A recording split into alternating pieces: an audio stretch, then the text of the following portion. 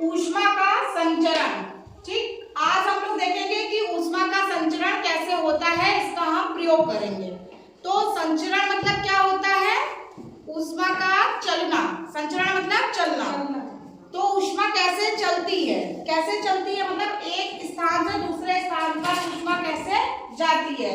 जैसे एक वस्तु से ऊष्मा जो है यहाँ से यहाँ कैसे जाएगी, या द्रव में कैसे नीचे से ऊपर की ओर ऊष्मा जाएगी। ठीक, तो ये हम देखेंगे। ये सब क्या कहलाता है? ये ऊष्मा का संचरण कहलाता है। और ऊष्मा का जो संचरण होता है वो ठोस में, द्रव में और गैस में, तीनों में अलग अलग विधि कहलाती है। जैसे ठोस में ऊष्मा का संचरण यानी चलना ऊष्मा का क्या कहलाता है? चालन विधि। ठीक है, और द्रव में ऊष्मा का चलना क्या कहलाता है? संवहन विधि। और गैस में ऊष्मा का चलना क्या कहलाता है? विकिरण विधि। ठीक, तो जैसे कि जो है ठोस का ये देखो यहाँ चित्र बनाया है। ठीक, ठोस में एक कैंडल हमने जलाई है। कैंडल पे हमने लोहे की एक छड़ रखी है। ठीक, उस छड़ को यदि हम गर्म करेंगे तो कुछ मिनट बाद क्या होगा कि वो ऊष्मा धीरे धीरे यहाँ पर दूसरे किनारे पर आ जाएगी और दूसरा किनारा इसका गर्म होने लगेगा। तो ऊष्मा जब इस विधि ठोस में जब चलती है तो वो कौन सी विधि कहलाती है? चालन विधि।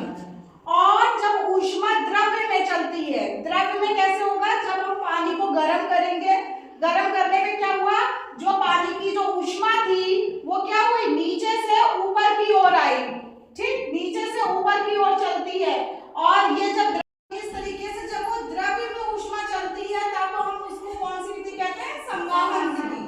ठीक, इसी तरह सूर्य का जो प्रकाश होता है पृथ्वी पर जब आता है, पृथ्वी पे आने की क्रिया को हम कौन सी विधि कहते हैं? विकिरण।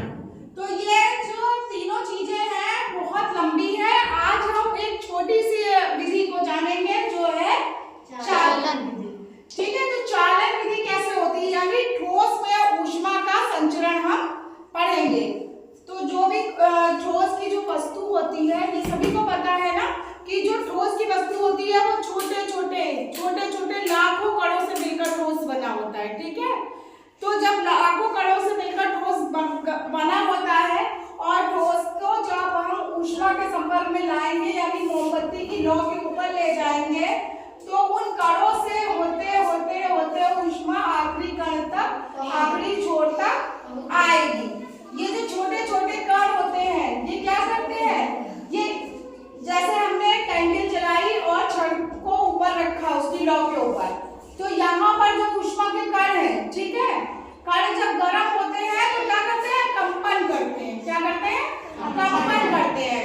तो जब एक कण कंपन करता है तो क्या करता है? वो कंपन करते हुए क्या होता है? अपनी ऊष्मा को दूसरे कण में ट्रांसफर कर देता है। ठीक है, और फिर अपनी जगह पे स्थिर हो जाता है।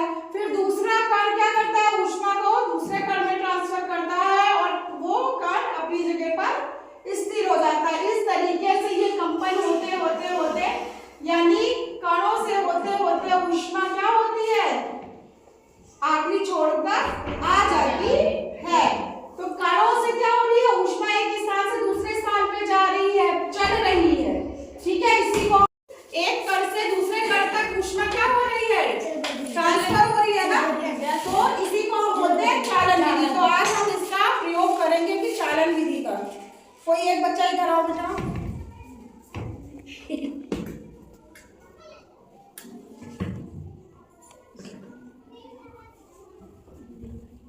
अब ये छड़ लो, इसको यहाँ पकड़ के ऐसे खड़े हो, यहाँ से बहुत दूर से नहीं, बहुत बड़ी नहीं है, थोड़ी देर इसको थोड़ा ट्रांसफर होने में टाइम लगेगा, इसको गर्म होने में थोड़ा सा समय लगेगा। ठीक, ऊष्मा क्या होती है? हमेशा अधिक ताप से कम ताप की ओर संचारित होती है।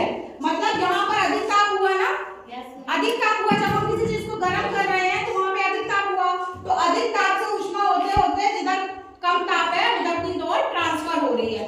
इसी तरीके से जब हम इसमें पानी गर्म करेंगे तो उसमें भी होता है, नीचे अधिक ताप है ना और ऊपर कम ताप होगा, तो नीचे से ऊपर की ओर ऊष्मा संचरित होगी।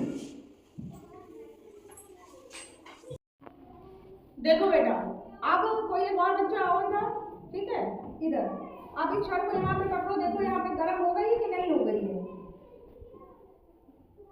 थोड़ा तेज बोलो, देखो छुके गर्म हुई है, गर्म हुई है ना। तो ऊष्मा क्या हुई, यहाँ से संचरित होते होते यहाँ तक आ गई है और ये देखो लोहे की छड़ यहाँ पर गर्म हो गई है, ठीक है।